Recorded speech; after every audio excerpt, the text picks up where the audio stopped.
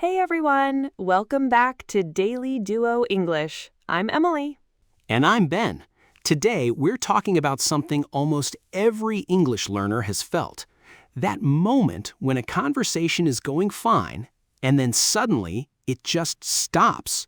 You're talking, you're understanding each other, and then there is silence. You don't know what to say next, and the other person doesn't seem to know either. I like to call that conversation death. It's not a technical term, but you probably know exactly what I mean. If you're new here, every week we help English learners sound more natural and feel more comfortable in real conversations. And by the end of this episode, you'll have 3 simple tools you can use whenever a conversation starts to slow down. These aren't complicated grammar rules, and you don't need a huge vocabulary. They're small conversation habits that help you keep things moving with the English you already know. That's the important part. A lot of learners think, I need a more interesting topic, or I need better vocabulary. Most of the time, you don't. You just need to know what to do with the information that's already in the conversation. Let's start by hearing what conversation death actually sounds like. Okay, let's imagine we just met at a party. Emily, you start. Hi, I'm Emily. Hi, nice to meet you. So, do you live around here? Yes, I do. Oh, nice. And that's it. That's the whole conversation dying right there. It's uncomfortable. But notice something. The English is completely correct. Do you live around here? Yes, I do. Oh, nice. Every sentence is grammatically fine. Right. Grammar isn't the problem. The problem is that yes, I do gives you almost nothing to continue with. It's a dead end. So let's fix that. 3 techniques. The first one is the easiest to start using today. Technique 1 is something we call bounce it back. The idea is simple. When someone asks you a question, don't just answer it. Answer it, add one small detail, and then send the conversation back to them. So instead of a one-word answer, you give a real answer plus a little extra, and then you ask them something back. Let's hear the difference. Then, ask me if I like cooking. Do you like cooking? A weak answer would be yes. That's it. There's nowhere to go. But listen to this instead. Yeah, I really enjoy it actually. I usually cook something new on the weekends. What about you? Do you cook much? Much better, she answered, gave me a small detail about weekends, and then bounced the question back. That's the whole formula. Answer, detail, bounce back. And there are a few very natural ways to do that final part. The easiest is, what about you? If someone asks whether you work from home, you could say, most days, yeah. What about you? You'll also hear, and you? That's shorter and very casual. And you can say, how about you? That often sounds a little warmer. Let's try one more. Emily, ask me something. Ben, do you like traveling? I love it, actually. I just got back from a trip last month, and I'm already thinking about the next one. How about you? Do you travel a lot? Perfect. He didn't just say yes, he gave me something real and then opened the door back to me. And that detail doesn't need to be exciting. I didn't tell a huge story. I just said I got back from a trip and I'm thinking about another one. That's a common mistake learners make. They think they need something impressive to say, so they freeze and give a very short answer instead. Exactly. If you're not sure what detail to add, one easy option is to say how you feel about the topic. I really enjoy it. I'm not a huge fan. I've always wanted to try that. I've been getting into it lately. So the point of technique 1 is simple. Don't leave the other person with nothing to work with. Give them one small detail, then pass the conversation back. Now, bounce it back works really well when someone asks you a question. But sometimes the other person says something interesting and you want to keep going from there. That's technique 2. We call this one follow the thread. And this is probably the biggest change in how you think about conversations. You do not always need to invent a new topic. Usually, the other person already gave you your next question. You just have to notice it. Think of a conversation like a thread. Someone says something, and inside that sentence there are little details you can pick up and follow. Let's say someone tells you, I just got back from Spain. That one sentence gives you a lot. You could ask, which part of Spain did you visit? How long were you there? What was your favorite part? Was it your first time there? All of those questions come directly from information that is already in the conversation. You didn't have to create a brand new topic. And that's why this technique is so useful when your mind goes blank. Instead of asking yourself, what should I talk about now? Ask yourself, what detail did they just give me? Here's another example. Someone says, I've been really busy at work lately. A natural follow-up could be, oh really? What's been keeping you so busy? Let's do that one live. Ben, tell me something about your week. Honestly, I've been really busy at work lately. Oh, really? What's been keeping you so busy?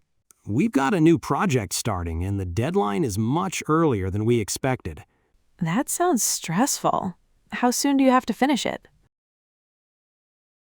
See what happened there? Emily followed one detail, then I gave her another detail, the deadline, and she followed that too. That's the beauty of this technique. One good follow-up often creates the next follow-up for you. You don't need to be clever. You just need to listen.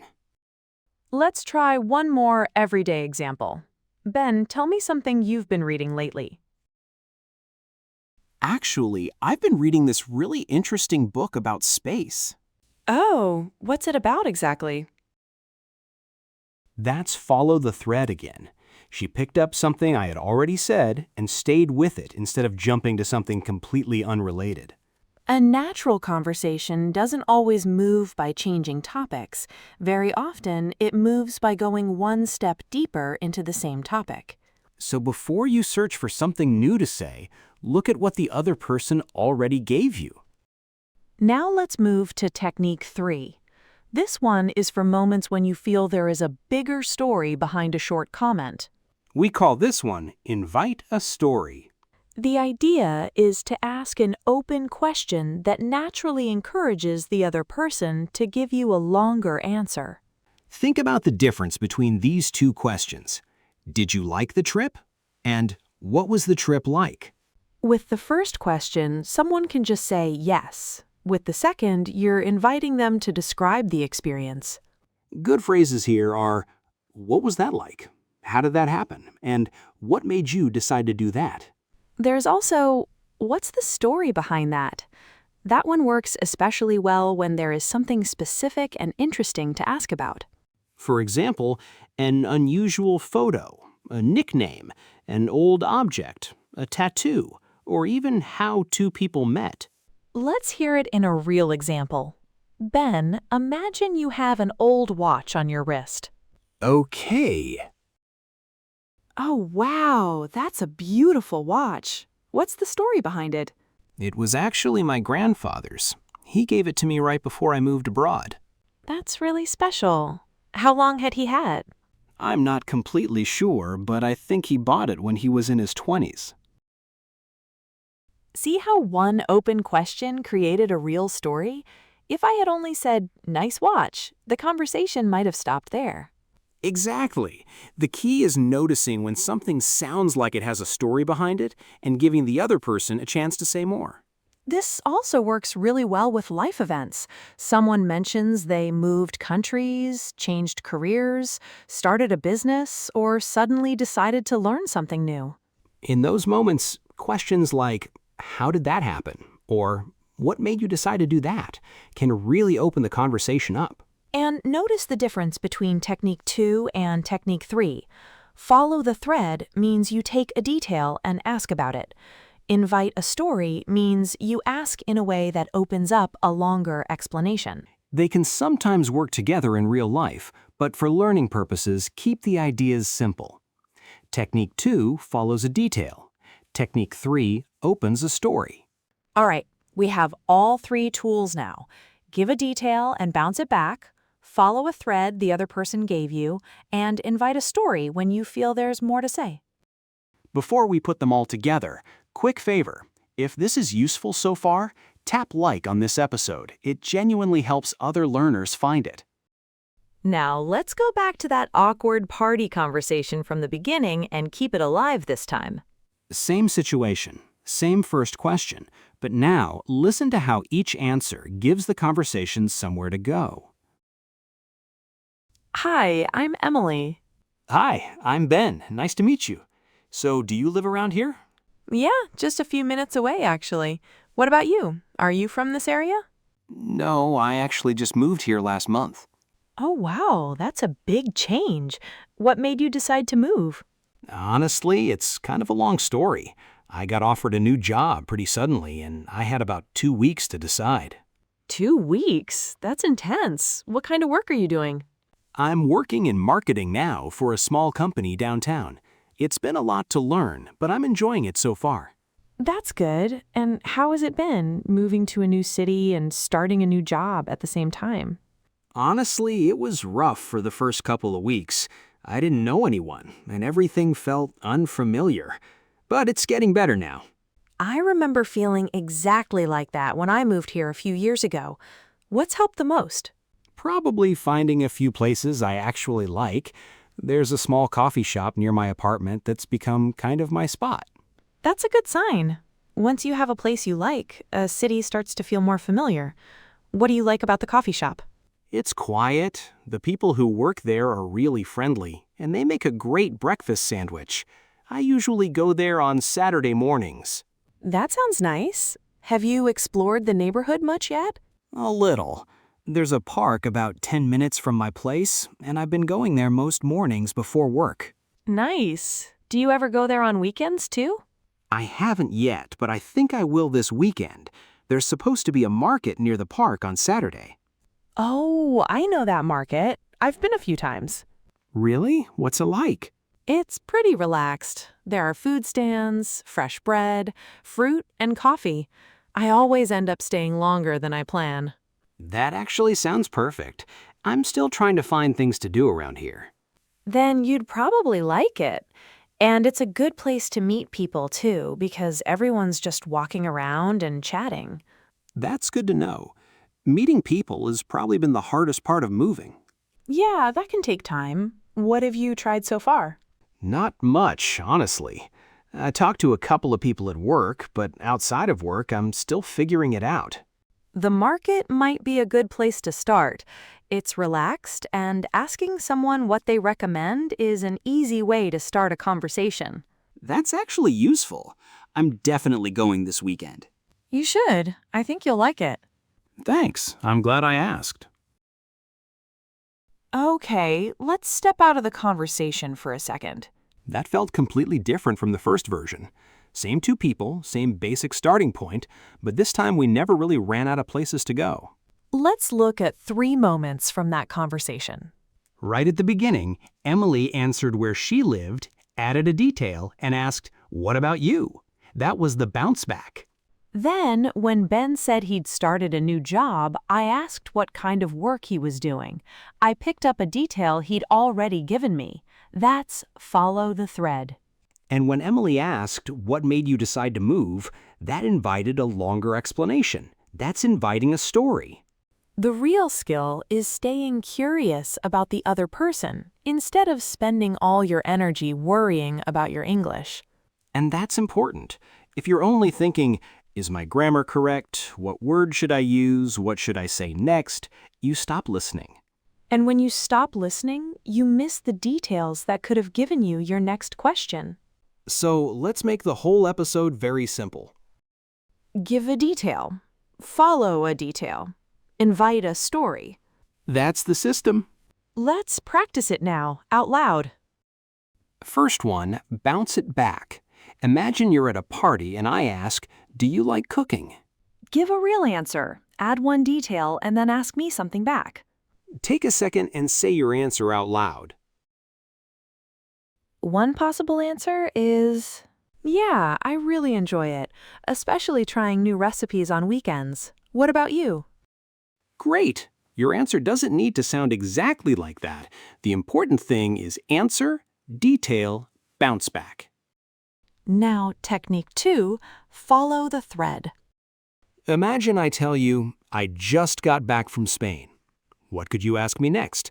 Don't invent a new topic. Use something I already gave you. Take a second. You could ask, which part of Spain did you visit? How long were you there? Or what was your favorite part? All of those work because they follow information already in the conversation. Last one, invite a story. Imagine I say, my first day at my new job was crazy. What could you ask to get me talking? You might say, "Oh wow, what happened?" Or, "What was your first day like?" Both questions invite a real explanation instead of a one-word answer. Nice work. If you actually answered those out loud, you just practiced a real conversation skill instead of only listening to us explain it. And remember, you don't need to sound perfect. Your goal is not to create the most interesting conversation anyone has ever had. Your goal is just to keep the door open for one more turn. One more detail, one more question, one more response. That's how conversations grow. This week, don't try to remember everything at once. Pick one technique and use it in one real conversation. Maybe you add one extra detail and bounce a question back. Maybe you notice something interesting and follow that detail. Or maybe you hear a story beginning and ask the person to tell you more. The important thing is to try one of them in a real conversation instead of only remembering it as an English lesson. Let us know in the comments which one you're going to try first. If this episode helped, share it with someone who sometimes freezes up in English conversations. And if you're new here, we'd love to have you subscribe. New episodes every week. Thanks for listening. And remember, you don't need a perfect topic to keep a conversation going. Stay curious, listen for the details, and give the other person something to work with. See you in the next one. Bye, everyone!